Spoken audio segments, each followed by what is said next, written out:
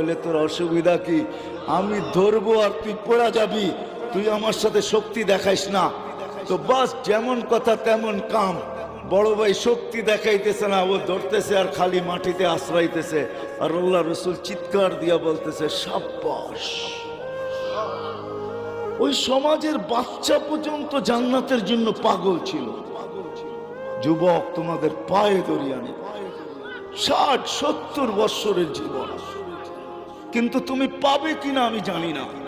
না আমি পাবো না তুমি পাবে, কেননা যদি পাইতাম তো আল্লাহর এই ধ্বনি তোমাদের কানে আসতো না। ইয়া শাবাব, জানো না এটার ভিতরে কতটুক মায়া মমতা আছে তোমরা জানো না। কসম খোদার, মায়ও এত মমতা করে সন্তানকে ডাকে না। আল্লাহ যুবককে যতটুক মমতা বড় শব্দ দিয়া ডাকছেন, ইয়া শাবাব।